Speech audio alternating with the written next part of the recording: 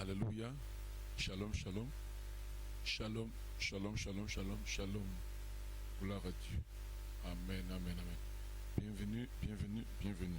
Alléluia. J'espère que tu es prêt. Amen, amen. J'espère que tu es prêt pour le message de ce matin. Alléluia. Il y a un temps pour tout, un temps pour toutes choses sur la terre. Amen, amen, amen. Gloire à Dieu. Bienvenue, mesdames et messieurs, et bonjour.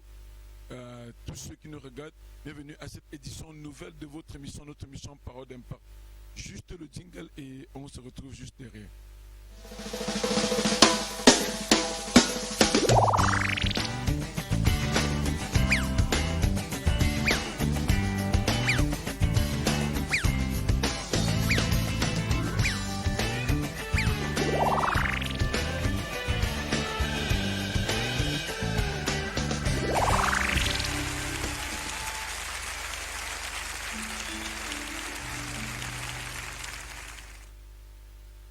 Une fois de plus, bonjour et bienvenue à cette autre édition de votre émission Parole d'Impact. Nous venons déjà, nous n'avons pas pu diffuser hier, il y a eu quelques soucis techniques, mais par la grâce de Dieu, nous sommes ensemble ce mardi 28 juillet 2020. Quelqu'un a dit un jour, mieux vaut tard que jamais. On n'a pas pu diffuser hier, mais nous sommes là ce matin. Et je crois que si le Seigneur a permis que ce matin, la rencontre soit encore renouvelée, c'est certainement parce qu'il y a quelque chose encore de nouveau qu'il voudrait transmettre à quelqu'un. Il y a quelque chose de nouveau qu'il voudrait donner à quelqu'un pour encourager. La Parole d'Impact, c'est une émission qui est en direct tous les jours de lundi à vendredi, lorsqu'il est 5h30 du Cameroun. Via Facebook, bien sûr. Alléluia. Nous disposons comme ça, en fait, nous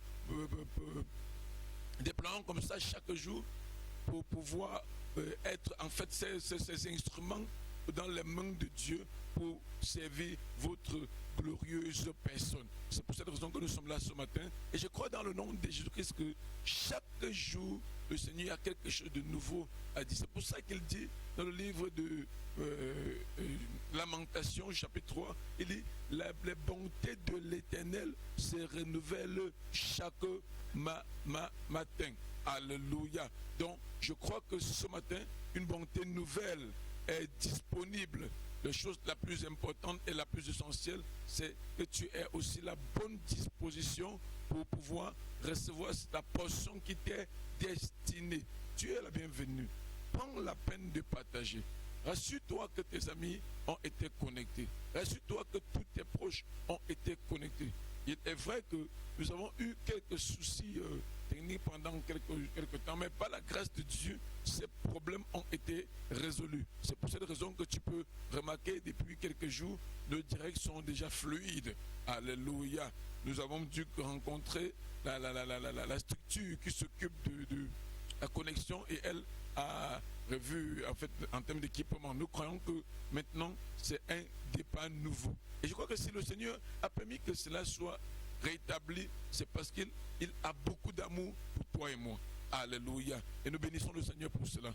Je sais que si tu es là et que tu nous regardes, même n'importe quelle situation qui t'oppressait, n'importe quelle situation qui t'attristait, je crois que le temps est venu pour que le Seigneur change ton désert en étang. Le temps est venu pour qu'il change tes ténèbres en lumière. C'est pour ça que je voudrais que tu te disposes pour que le message de ce jour puisse être ta portion, parce qu'en fait c'est prévu pour toi, mais ce n'est pas ta bonne disposition que tu pourras recevoir, c'est que le Seigneur a prévu pour toi.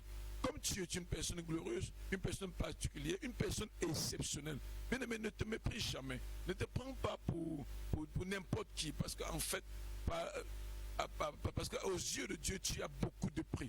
C'est pour ça que je ne peux pas te demander de prendre ta disposition ou de bien t'installer seulement en parole. Je te propose de suivre ce merveilleux vidéogramme, qui va davantage t'encourager et qui va te donner la bonne disposition. Regardons ça et on se retrouve juste derrière.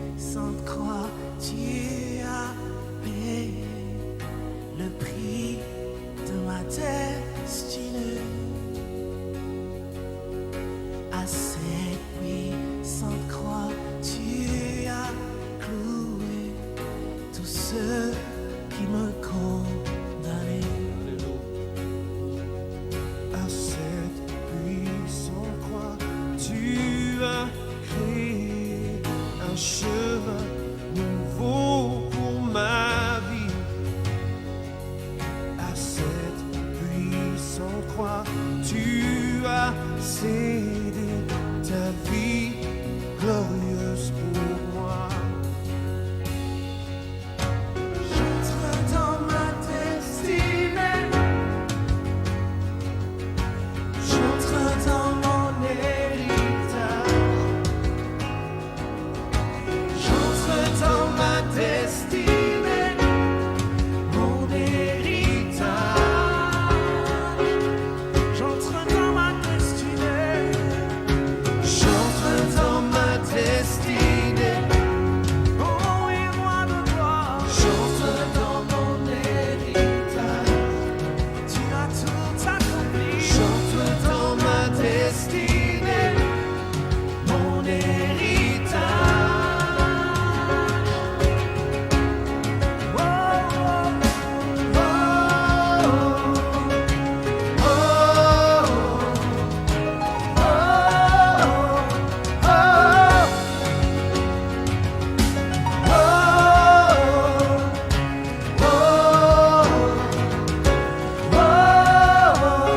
oh, à cette puissante croix, tu as souverainement élevé ton nom, afin que je vive tout ce que tu as accompli pour moi. J'entre dans ma destinée, j'entre dans mon héritage, j'entre dans ma destinée, mon héritage. J'entre dans ma destinée, j'entre dans ma destinée. Oh oui, roi de gloire, j'entre dans mon héritage. J'entre dans ma destinée, mon héritage.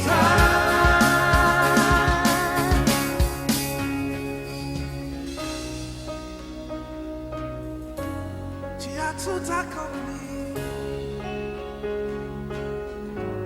Plus rien ne va m'arrêter. Elohim, tu as tout payé, Jésus. Il n'y a plus de condamnation. Il n'y a plus rien qui va nous arrêter. Alléluia. Alléluia. Alléluia. Ma destinée, mon héritage, ce dont tu as payé le prix. Ma destinée, mon héritage, ce que tu as mis accompli à cette croix, tu as payé le prix de ma destinée. À cette croix, tu as cloué toute condamnation. Ô roi des rois, sois élevé. Ô roi de gloire, sois exalté. À jamais, Jésus soit célébré. J'entre dans ma destinée, j'entre dans mon héritage. Oh, j'entre dans ma destinée, mon héritage. Ô roi des rois, sois élevé. Ô roi de toute gloire, sois exalté. À jamais, Jésus soit célébré. Ô roi des rois, sois élevé. Ô roi de gloire, sois glorifié. Jésus, Jésus, sois exalté.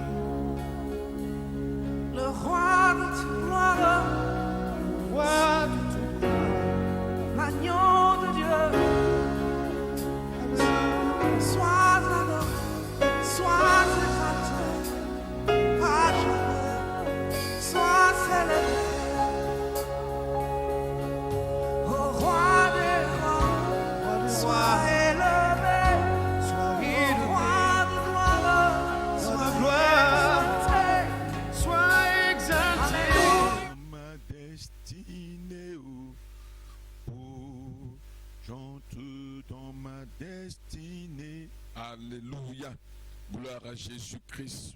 Amen, amen, amen. Gloire à Dieu. Bienvenue à ceux-là qui viennent juste de se connecter à cette page. Bienvenue à ceux qui viennent de se connecter à ce direct.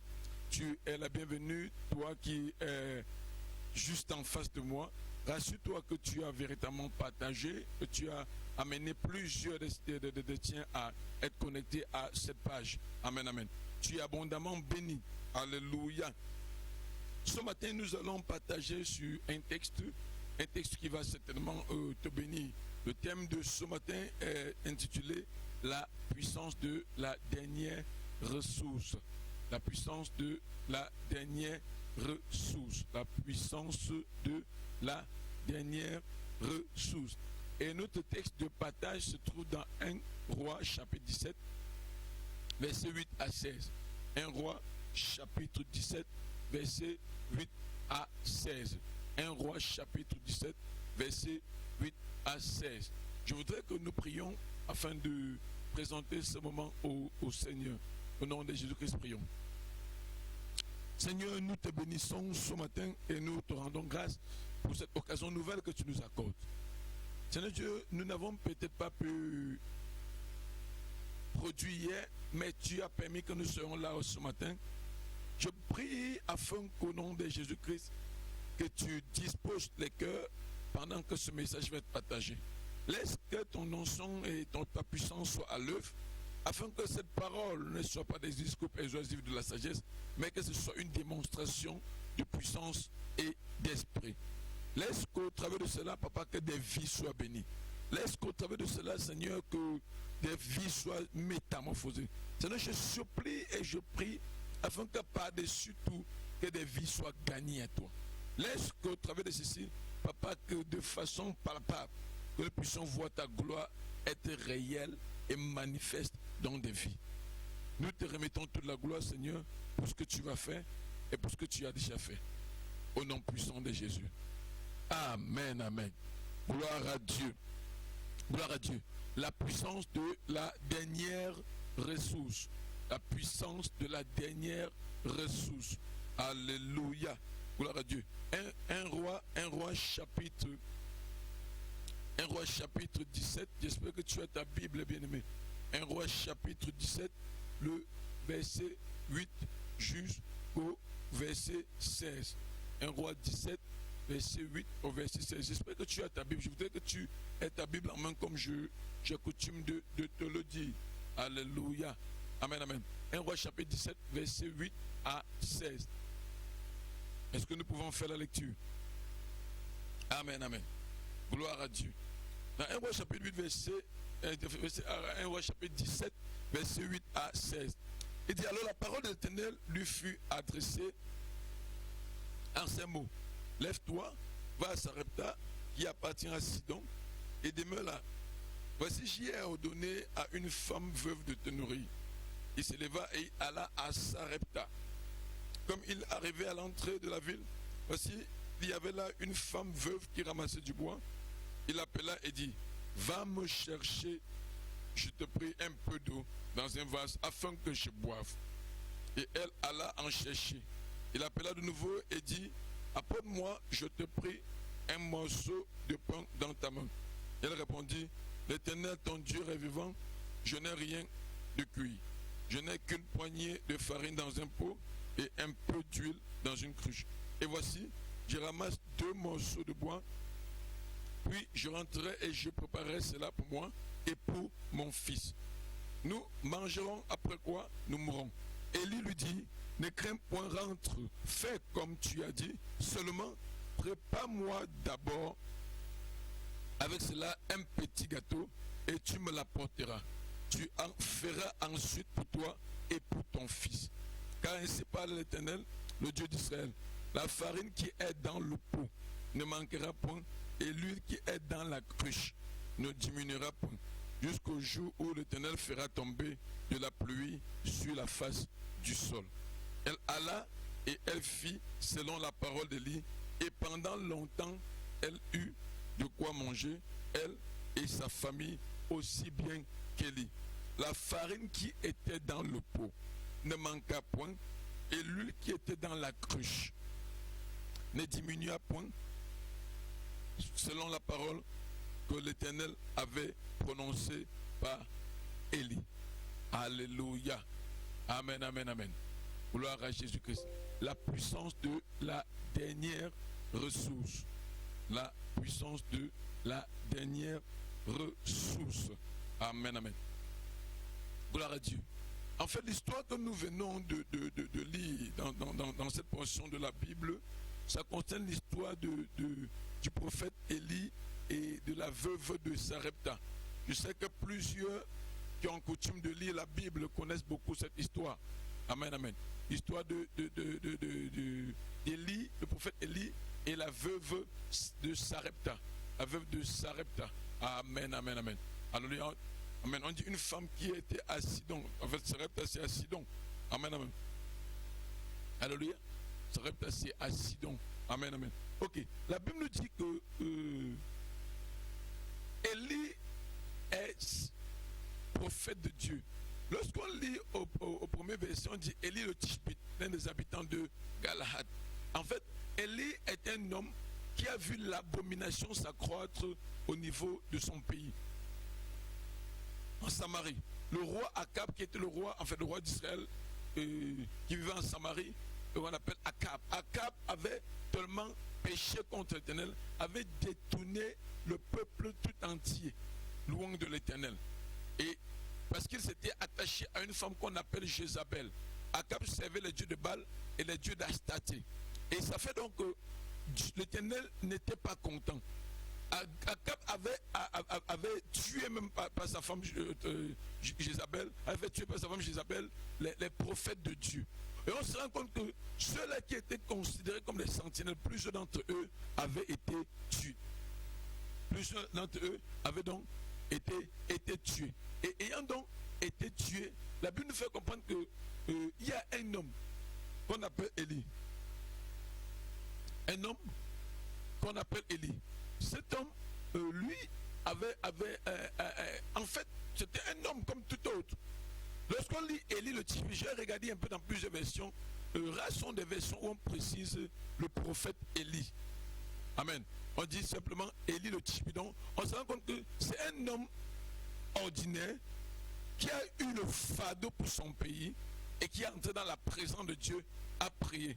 Et à cause de cette détermination à voir son pays être changé, la Bible dit que Dieu a décidé de faire avec lui. Donc, il est allé, il a parlé au roi Akab, il a dit au roi Akab, à partir de cet instant, ce pays-ci ne connaîtra plus de pluie, jusqu'à ce que je revienne parler. Il dit, à partir de cet instant, ce pays-ci ne connaîtra plus de pluie, jusqu'à ce que je revienne parler. On peut voir un homme qui ouvre sa bouche et parle clairement. Il parle au roi, au responsable du pays, et il dit ce qui doit arriver, et ça arrive. La Bible dit donc que la sécheresse s'est abattue sur le pays, et entre-temps, l'Éternel a envoyé premièrement son serviteur, le prophète Akérif. Akérif près d'un coup d'eau, et ce qu'il a dit, c'est: je vais envoyer les corbeaux pour te nourrir. Il a envoyé les corbeaux. La Bible dit qu'il a envoyé le corbeau matin et soir avec du pain et de la viande pour nourrir Élie.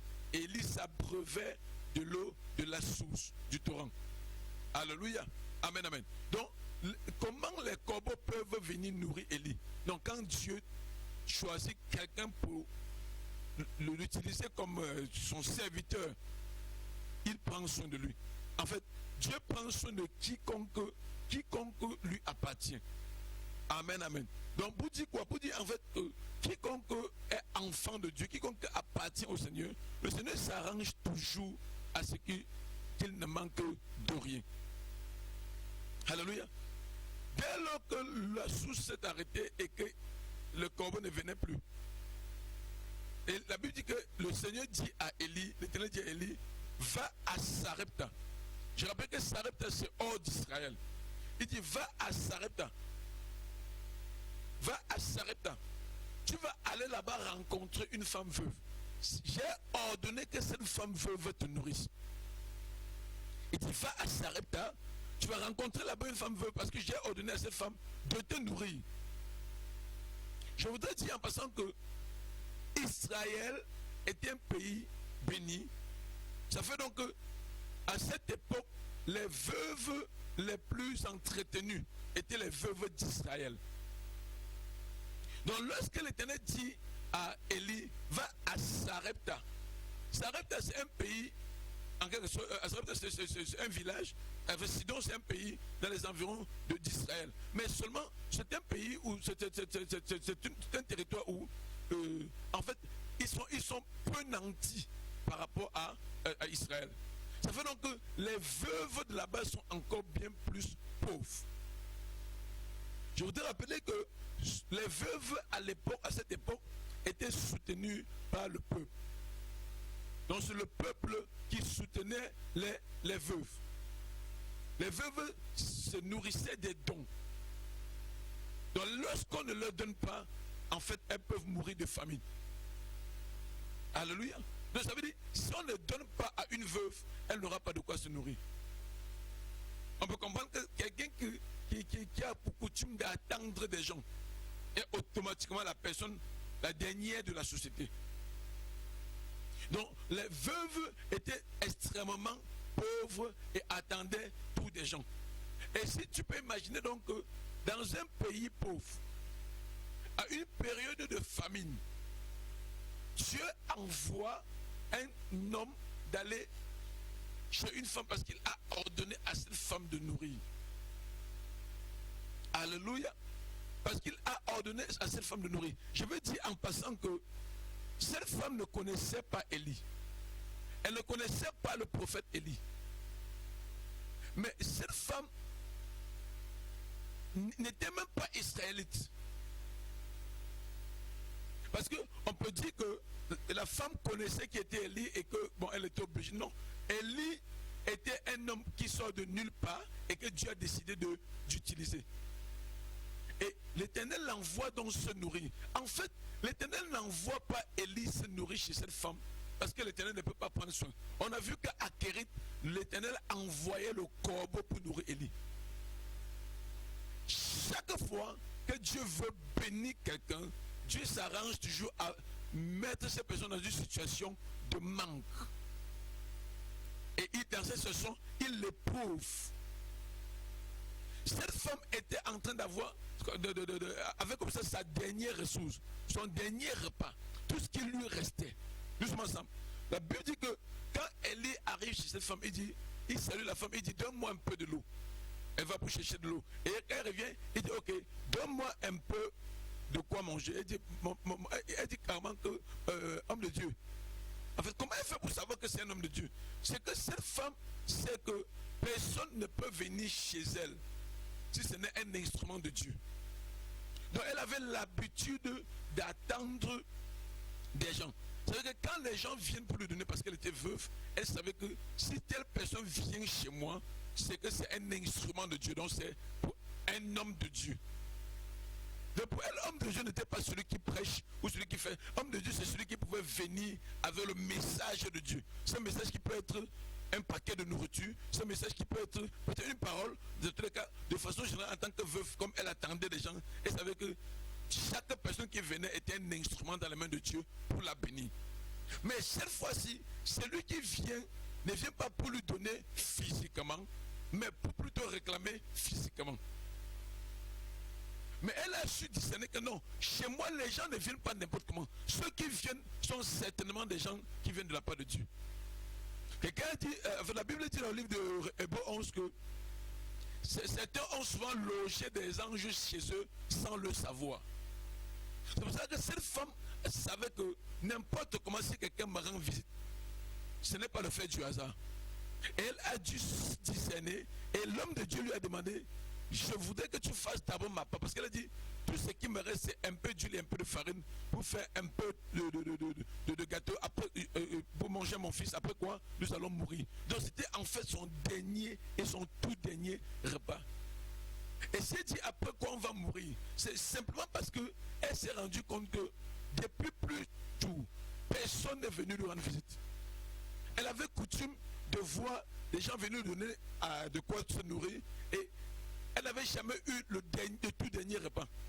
C'est pour ça qu'elle peut confesser que nous allons marier ça et après quoi, nous allons mourir. Pourquoi? Parce qu'elle s'est rendue compte qu'après plusieurs semaines, personne n'est venu. Elle dit bon, ok, habituellement, chaque jour ou après 2 jours, après 3 jours, les gens viennent toujours avec quelque chose. Ce que les gens apportent sont souvent des réserves de plusieurs autres jours. Mais c'est en train de trouver que rien n'est plus entré. Au contraire, ce qui était réservé est fini. On peut rester le dernier repas. Et c'est pour ça qu'elle dit, il reste simplement ceci. Si je te donne ça, je ne sais pas comment vivre. Dans tous les cas, je vais le faire. La Bible, cette femme a compris. Elle a dit, je vais le faire. Elle n'a pas refusé de partager son tout dernier repas avec l'homme de Dieu. Je vais dire quelque chose. Naturellement, les hommes consomment beaucoup en termes d'aliments. Naturellement, les hommes consomment beaucoup. Ça veut dire, le prophète Élie seul pouvait manger tout ce repas et ne même pas être rassasié. Lui seul pouvait finir ce dernier repas et ne même pas être rassasié. Cette femme dit, il me reste mon dernier repas. Je veux manger avec mon fils. Parce qu'elle était, non seulement, elle était devenue tellement pauvre, parce qu'elle était veuve. Elle dit, je veux manger ça avec mon fils. Après quoi nous allons mourir. Donc elle est certaine que, ok, avant que l'homme de Dieu ne vienne même, elle savait que, ok, d'une façon ou d'une autre, voilà notre dernier repas. Elle a préparé psychologiquement son enfant. Le fils, personne n'est venu. Au lieu d'aller voler, vaudrait mieux qu'on meure de faim. Au lieu d'aller faire ce qui n'est pas bon, au lieu d'aller se prostituer, vaudrait mieux qu'on meure de faim. Donc elle n'a pensé à aucune autre alternative. Parce qu'elle savait que la seule alternative qui existait, c'était que Dieu envoie quelqu'un la bénir. Et Dieu envoyait permanemment des gens qui venaient lui donner physiquement de la nourriture. Mais cette fois-ci, l'homme qui est venu n'était pas venu physiquement pour donner, mais il était venu pour prendre. Et la Bible dit que Dieu a ordonné à cette femme de nourrir Élie. Ah, excusez un peu. La Bible dit que Dieu a ordonné, Dieu dit, j'ai ordonné à cette femme de te nourrir. Attends, pas de te donner à manger. Parce qu'il y a une différence entre donner à manger à quelqu'un et nourrir quelqu'un. Ah, quelqu'un demande quelle est la différence. Donner à manger à quelqu'un, ça peut se passer une fois. Je lui ai donné un plat de nourriture. Je lui ai donné à manger. Mais nourrir quelqu'un, de façon générale, quand tu entends je l'ai nourri, ce n'est pas quelque chose qui s'est passé en une fois. C'est quelque chose qui s'est répété et pendant une certaine durée. Donc on utilise l'expression j'ai nourri. Ça laisse voir une certaine durée, donc pendant un certain temps. Mais je lui ai donné à manger. Le plus souvent, c'est une fois, 2 fois maximum, 3 fois. Bon, pas tellement de temps. Mais quand il dit je l'ai nourri, et l'Éternel dit j'ai ordonné à cette femme de te nourrir. En quelque sorte, j'ai demandé à cette femme que pendant la sécheresse là, pendant un certain temps de la sécheresse, c'est elle qui va te nourrir. Mais quand il ordonne à la femme n'a que un peu d'huile, un peu de farine pour faire un peu de gâteau pour manger avec son fils et après qu'ils vont mourir. Mais comment Dieu peut ordonner à une femme qui n'a rien, en fait, selon les hommes, qui n'a rien, qui n'a que son dernier repas, de nourrir un serviteur de Dieu. Je voudrais dire en passant que, en tant que serviteur de Dieu, en dehors des périodes de jeûne, le travail que les hommes de Dieu fournissent leur demande aussi de récupérer. Alléluia. Donc, ils doivent aussi manger non seulement suffisamment, mais manger équilibré. Donc, pour dire, lorsqu'il décide de consommer, il doit bien consommer. Pourquoi? Parce que l'œuvre qu'il accomplit, non seulement c'est un travail spirituel, mais aussi énergiquement il en dépense. Donc ça demande à consommer. Et il dit j'ai ordonné à cette femme de te nourrir. L'Éternel dit j'ai ordonné. L'Éternel ordonne à une femme qui a sa dernière ressource de nourrir un prophète. Et quelqu'un va demander mais qu'est-ce que ça veut dire? Qu'est-ce que ça veut dire? Ça veut dire simplement que Dieu avait un plan de bénédiction pour cette femme. Dieu avait l'intention de bénir cette femme. Chaque fois que Dieu veut bénir quelqu'un, il présente à cette personne un besoin. Chaque fois que Dieu va te présenter un besoin, c'est qu'il a l'intention de te bénir.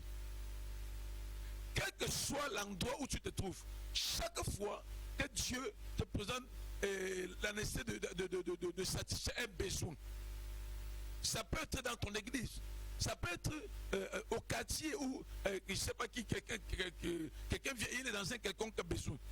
Je ne parle pas de celui-là qui ennuie, parce qu'il y en a qui vraiment leur rôle c'est de déranger. Mais il faut savoir discerner. Le plus important, c'est de donner. Même si c'est quelqu'un qui dérange. Parce qu'on ne sait pas qui est devant nous. Ça peut être quelqu'un qu'on voit de coutume. Ça peut être quelqu'un qu'on voit habituellement. Mais seulement, par le fait qu'on le voit habituellement, ça empêche à certains de réagir. Mais Dieu peut, en cet instant où tu le bénis, venir lui aussi te bénir. Il dit, j'ai ordonné à cette femme de te nourrir. Comment Dieu peut permettre? Bien aimé, Dieu ne peut pas te poser un problème que tu ne peux pas résoudre. En fait, chaque fois que Dieu te pose un problème, c'est que tu as de quoi résoudre. Et c'est aussi parce qu'il a son plan de bénédiction. Et je vais aller d'extrême bénédiction. Cette femme avait son tout dernier repas. Mais elle aurait pu décider de manger ça avec son fils et mourir le lendemain parce qu'il ne devait plus rien avoir. Elle aurait pu partager. Mais elle s'est dit, d'une façon ou d'une autre, comme c'est le dernier, si je mange avec mon fils sans donner pour l'homme de Dieu, je vais mourir demain. Si je partage avec lui, je vais mourir demain. D'une façon ou d'une autre, c'est le dernier. Je vais encore refuser de lui donner. Pourquoi? Elle s'est dit ça en elle-même. Ok, je vais encore refuser de lui donner. D'une façon ou d'une autre, c'est le dernier. Que je mange, je sois rassasié ou que je ne sois pas rassasié. D'une façon ou d'une autre, je n'ai pas autre réserve cachée quelque part. Il n'y a rien d'autre caché. Alléluia. Amen, amen. Amen, amen. Elle s'est dit, ok, vaudrait mieux donc partager le reste avec cet homme. S'il faut que je meure, que je meure. Et si tu as son plan derrière, que Dieu fasse son plan. Dans tous les cas, je partage. Elle n'est pas entrée dans un faux raisonnement. Et même dans le raisonnement, elle a bien raisonné dans le sens où si je mange le dernier avec mon fils, je meurs. Si je partage avec l'homme de Dieu, je meurs d'une façon ou d'une autre. Vaudrait mieux avoir gagné en partageant mon repas avec quelqu'un. Vaudrait mieux avoir gagné, avoir pour seul gain le fait d'avoir partagé avec autrui. Mais le plus souvent, quand Dieu donne des opportunités où il veut bénir, beaucoup échouent. Lorsque Dieu donne des opportunités pour être béni, beaucoup échouent. Beaucoup échouent. Il dit que dans tous les cas, Dieu lui-même sait que je n'ai pas. Parce que le langage de plusieurs personnes, Dieu même sait que je n'ai rien. Dès lors que tu déclares que tu n'as rien quand tu as manifesté un besoin, c'est que tu as dit à Satan que, ok, en fait, je fais contrat avec toi pour que tu m'écrases et que tu m'empêches de prospérer. C'est que tu as décidé de fermer toi-même la porte sur la bénédiction. Lorsque Dieu te dit, fais ceci, c'est qu'il a mis en toi ce que tu peux faire avec. Ah, tu n'es pas en train de comprendre ça. Dès lors que Dieu te met un besoin devant toi, pas un besoin te concernant, mais quelqu'un qui est dans un quelconque besoin.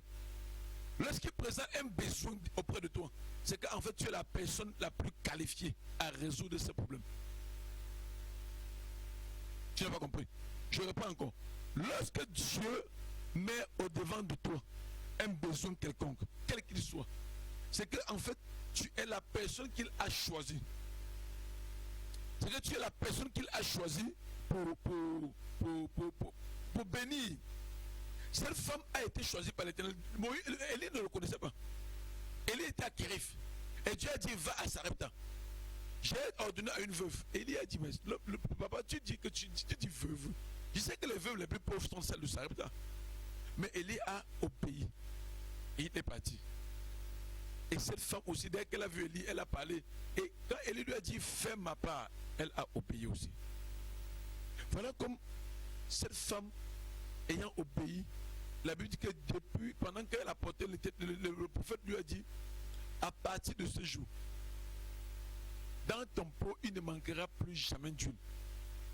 En fait, dans ton pot, il ne manquera plus jamais de farine. Et dans ta cruche, il ne manquera plus jamais d'huile.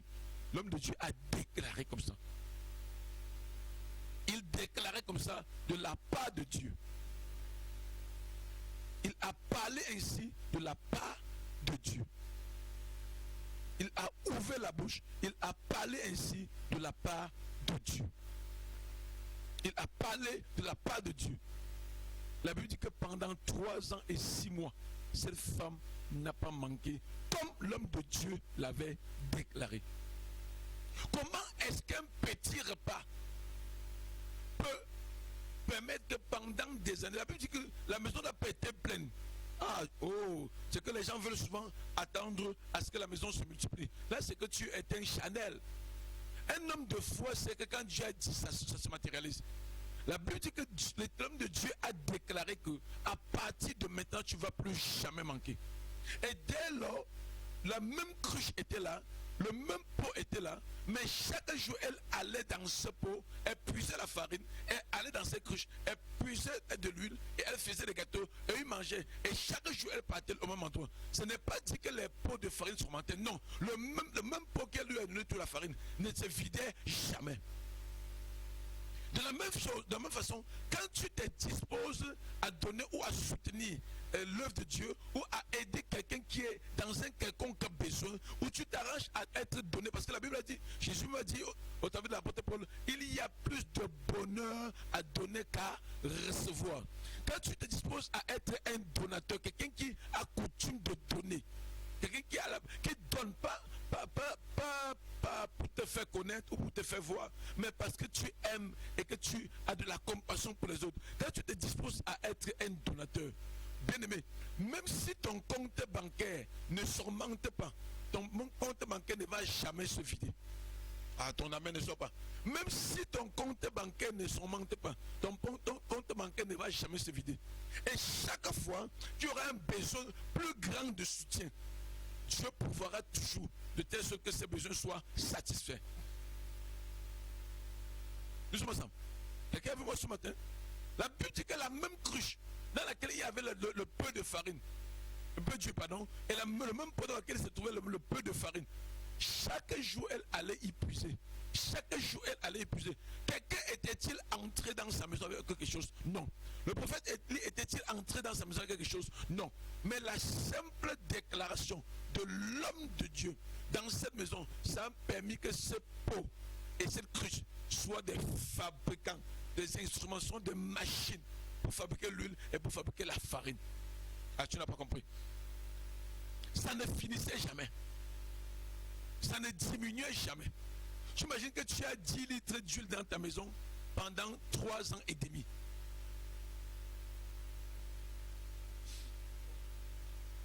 Alléluia. Amen, amen. Alléluia. Gloire à Jésus-Christ. Amen, amen. Amen, amen. Alléluia. Tu imagines que tu as 1 litre d'huile dans ta maison. Chaque jour que tu veux cuisiner, tu prends la même bouteille. Dès que tu te vides, tu vas déposer. Le lendemain, tu reviens se plaindre. Tu vides, tu vas... Mais, et si tu veux faire la cuisine avec 30 litres d'huile, la même bouteille d'huile qui est 1 litre là, dès que tu pars, tant que ça ne remplit pas 30 litres, tu ne comprends pas. La Bible dit dans 2 Rois 4 que le prophète Élisée a dit à l'autre veuve, tu as quoi? Elle a dit, j'ai un flacon d'huile. Elle a dit, c'est suffisant. Va chercher autant de récipients. Et la Bible dit que donc, laisse-qu'elle baisser le flacon dans les récipients. Tant que le récipient n'est pas plein, elle ne relève pas. Donc pour te faire comprendre que quand Dieu décide de multiplier, il te pousse à lui donner tout ce qui te reste. Il te pousse à lui donner ton tout dernier. Il te pousse à lui donner ce qui est de ton essentiel. Le Seigneur Jésus était devant le tronc à l'église. Et il regardait ceux qui mettaient. La Bible dit qu'il était devant le tronc, Il n'était pas assis à côté, il était devant le tronc. Il regardait qui mettait. Et une veuve est venue, elle a dit, cette veuve, comment il a fait pour voir les 3 pièces de cette veuve? Parce que quand elle déposait, il était à côté et il a vu. Il a dit, cette veuve a déposé plus que vous tous. Vous êtes venus avec des billets, avec des liesses d'argent. Mais elle est venue avec ses 3 pièces. Mais elle a donné de plus que vous. Pourquoi? Parce qu'elle a donné de sa subsistance. Mais vous avez donné de votre superflu. Beaucoup de personnes demeurent dans la disette parce qu'à plusieurs raisons, Dieu leur a donné l'opportunité d'ouvrir le ciel sur leur vie. Ils ont raté. Pourquoi? Parce qu'ils ont raisonné et ont retenu leur dernière ressource.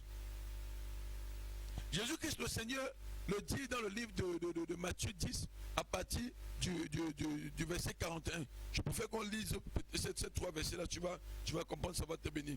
Alléluia. Dans Matthieu 10, à partir du verset 41, le Seigneur dit, Jésus dit ceci, je voudrais qu'on lise en fait. Amen, amen. Alléluia. Tu vas comprendre pourquoi je veux qu'on lise. Il dit clairement que Matthieu 10, à partir du verset 41, il dit, à partir du verset 40, pardon, il dit, celui qui vous reçoit me reçoit. Et celui qui me reçoit celui qui m'a envoyé. Au verset 41, il dit, celui qui reçoit un prophète en qualité de prophète recevra une récompense de prophète. Et celui qui reçoit un juste en qualité de juste recevra une récompense de juste. Il dit au verset 42, et quiconque donnera seulement un verre d'eau froide à l'un de ses petits, parce qu'il est mon disciple, je vous le dis en vérité, il ne perdra point sa récompense.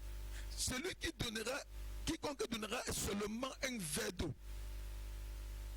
froide à l'un de ses petits, parce qu'il est mon disciple, il ne manquera pas sa récompense. Alléluia. Alléluia. Mais beaucoup de personnes, regardez bien aimé, Dieu ne va jamais te demander ce qui te sera facile de donner. Alléluia. Donner ce qui t'est facile de donner, c'est ce qu'on appelle régulièrement offrande.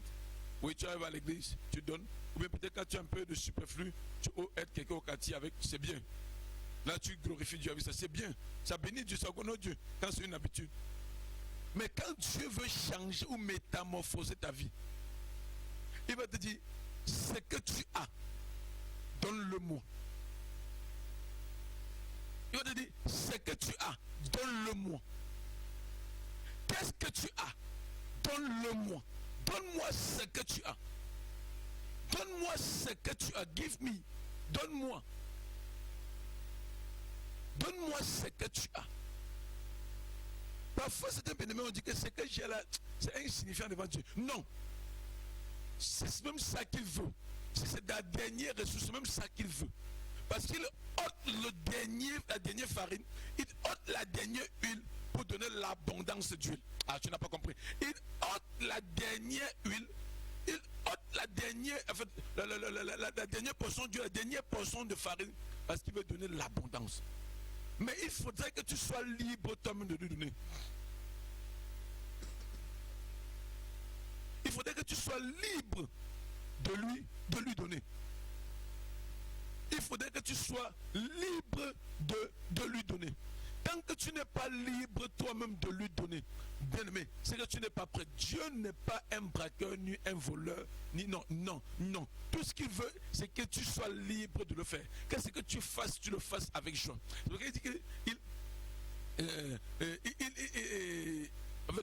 qu'il faut donner avec joie. C'est en donnant avec joie qu'on peut être béni. Je me souviens d'un témoignage que mon papa, le prophète Rodin Defo, nous a fait comprendre. Il disait qu'il est allé dans une maison pour rendre un ministère, si je me souviens bien de l'histoire. Il dit qu'il est allé dans une maison pour rendre un ministère, parce qu'il y avait une situation critique là-bas. Et lorsqu'il est entré, il a voulu prier, commencer à faire l'œuvre. Subitement, quelque chose s'est passé. Il y a quelqu'un qui a sonné à la porte, à la barrière. La famille, parce que c'était dans une famille où le papa de cette famille était mort et laissé des grands enfants. Il avait laissé d'abondantes richesses, mais personne n'était en paix. Il dit que subitement, quelqu'un a sonné et au travers de la fenêtre, il a regardé, parce que une femme d'une des filles de ce papa est sortie pour aller voir qui sonnait. Et lui, en regardant au travers de la fenêtre, il a vu comment une vieille maman avait un plastique en main. Et subitement, cette jeune femme qui est sortie, là, a repoussé cette grand-mère et a frappé la porte pour fermer. La barrière, je veux dire. Et elle est rentrée au salon.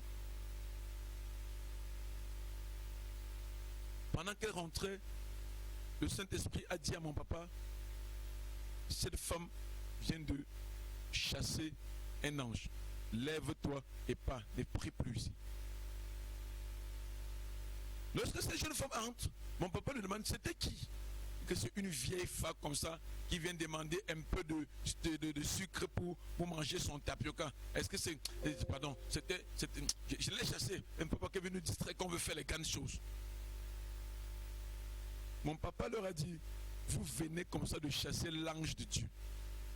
Cette famille a dit, non, homme de Dieu, ce n'est pas un ange. C'est une vieille femme, tu voulais sortir, on va voir. Ils sont sortis. Ils étaient dans une rue qui n'avait pas de servitude ailleurs. Donc c'est une rue où il n'y a pas d'entrée. Il n'y a pas d'autre rue qui entre ailleurs. Une rue droite. Ou pour entrer dans une rue droite. L'état de cette femme qui était tellement vieille ne pouvait pas lui permettre de courir. Ils sont sortis, ont regardé à gauche. 500 mètres. C'était visible, 500 mètres, 700 mètres. On ne voyait personne. À droite, même chose. On ne voyait personne. Donc tu comprends que dès qu'on a fermé la porte, l'ange a disparu. Mais pour cette femme, c'était un être humain. Mais c'était pourtant un ange. Comment une vieille mère, une maman âgée, au point où la peau est tombée, peut courir, parce que le prochain virage, c'était à un carrefour qui était visible à distance. Et quand on regardait, ce n'était pas possible qu'à ce peu de temps qu'elle soit à ce niveau.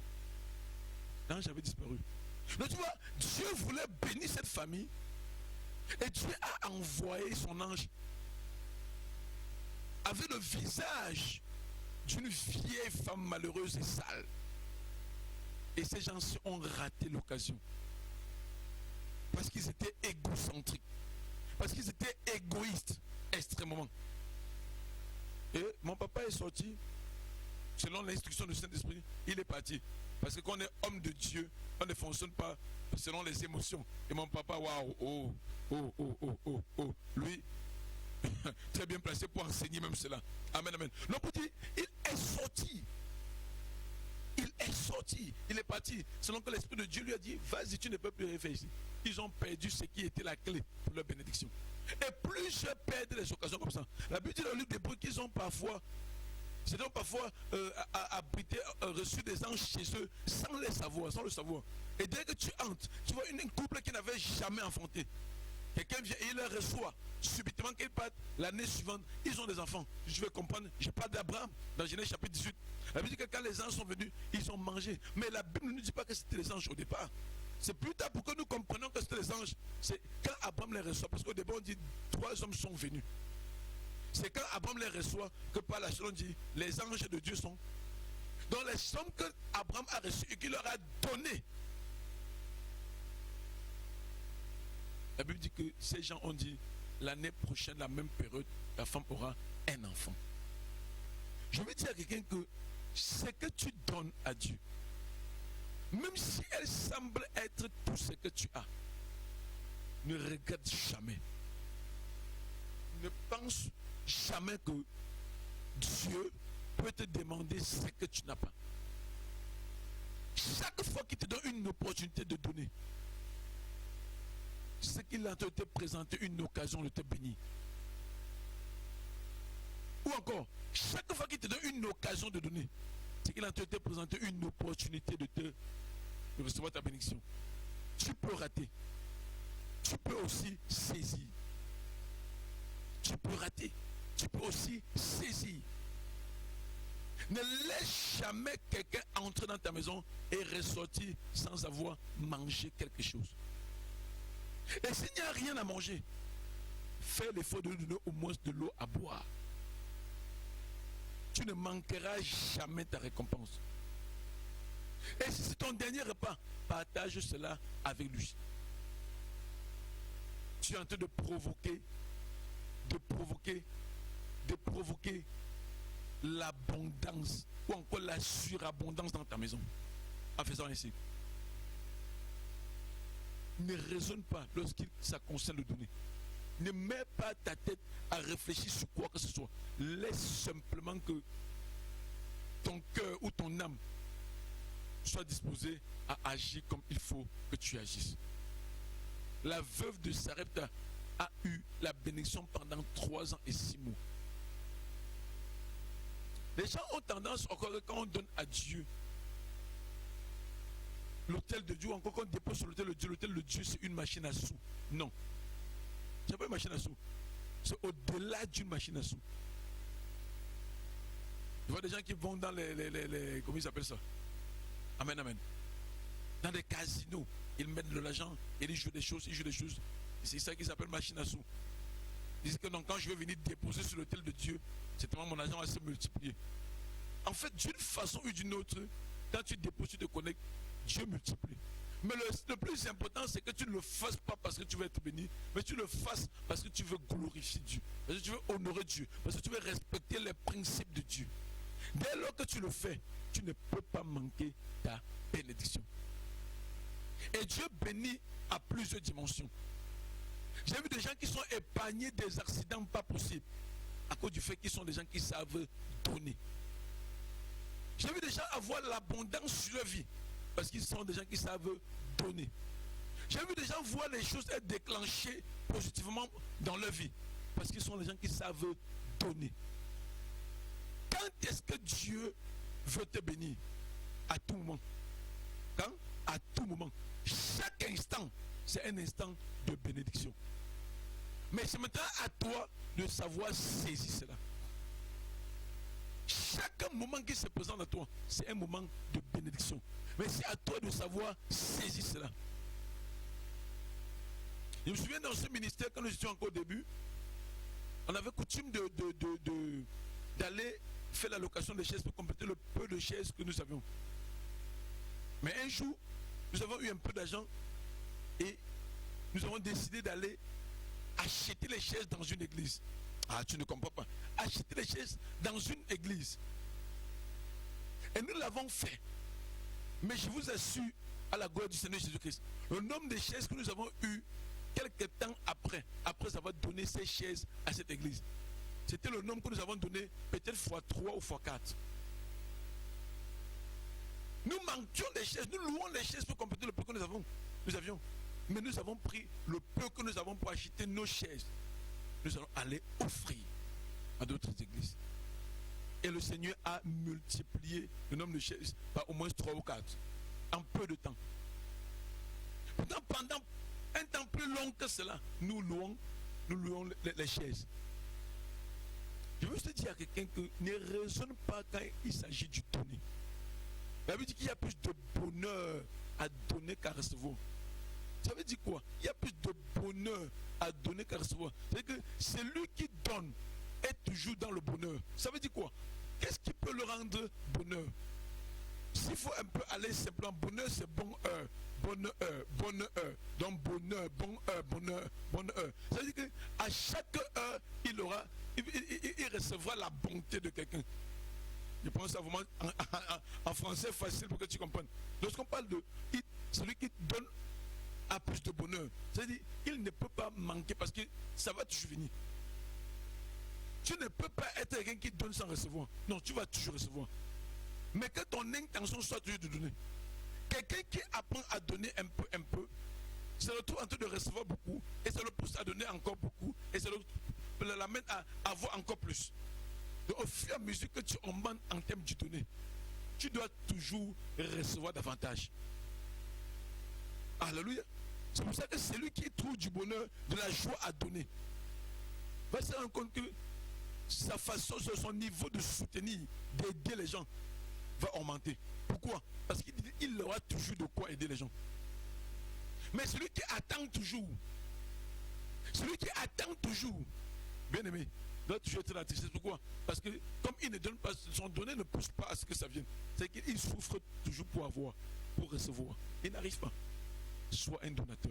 apprends à sacrifier ta dernière ressource. Apprends à dire, ok, le dernier, si je donne ça à Dieu pour sa gloire, je soutiens tel, mon frère, tel, ma soeur, tel, mon voisin, tel. Donc tu apprends à le faire ainsi. Je t'assure, tu ne peux pas manquer ta récompense.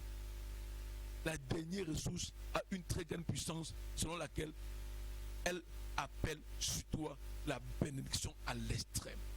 Elle donne à ce que le ciel soit permanemment ouvert sur ta vie. Voilà par exemple une opportunité que le Seigneur Jésus te donne. Voilà une opportunité que le Seigneur Jésus-Christ te donne. Sois de ceux-là qui décident d'être les partenaires de cette émission.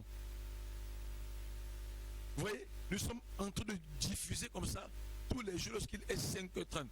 Ce n'est pas le travail d'un seul homme. Nous sommes plusieurs personnes qui travaillons pour que cette émission te bénisse.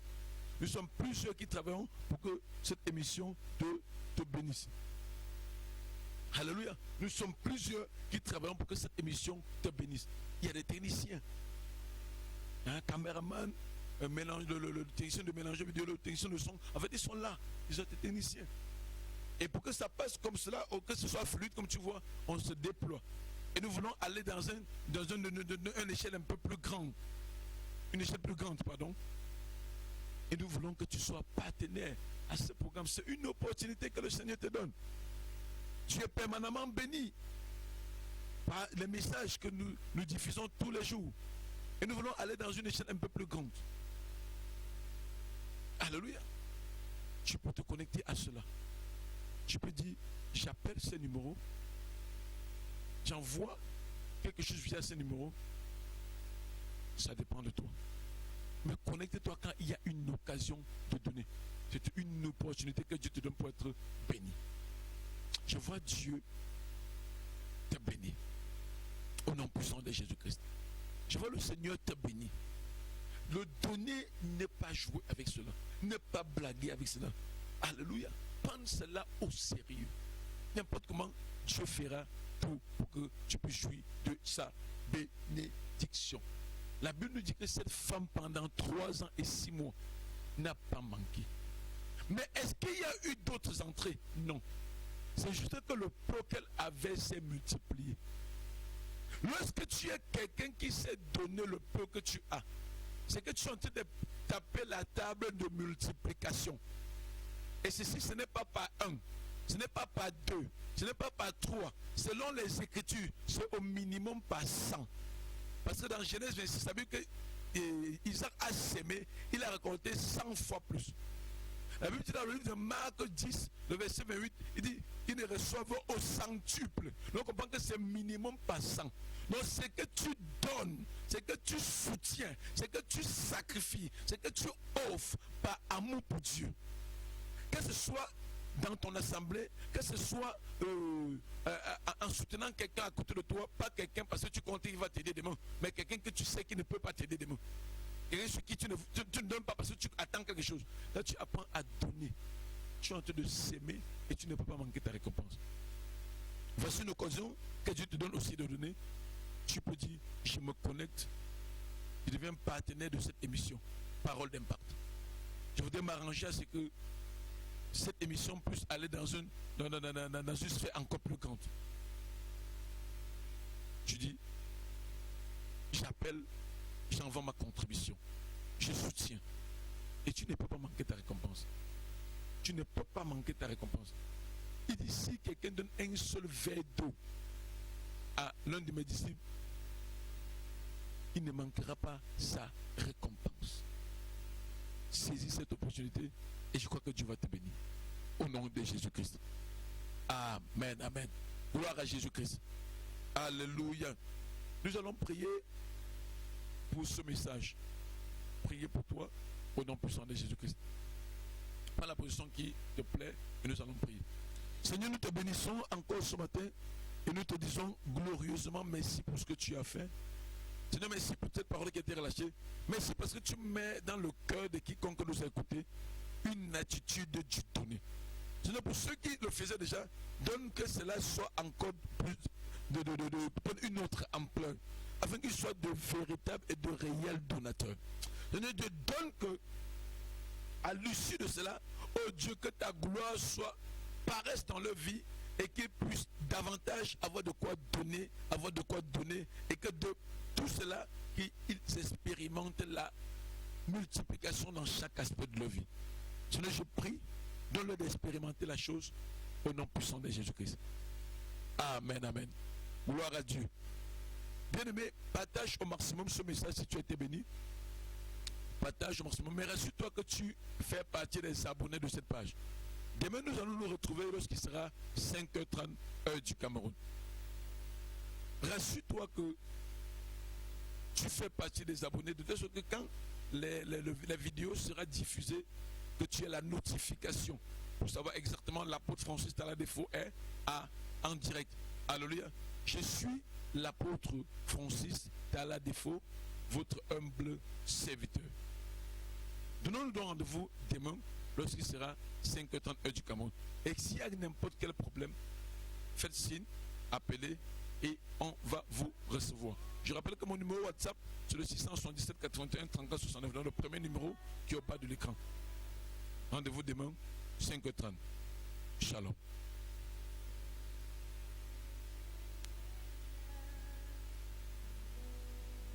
Tout est pour toi, Jésus. Un parfum de valeur sur toi est répandu. C'est l'offrande de mon cœur. Je suis à toi, Jésus. Prends mon âme, prends mon cœur, je te donne tout.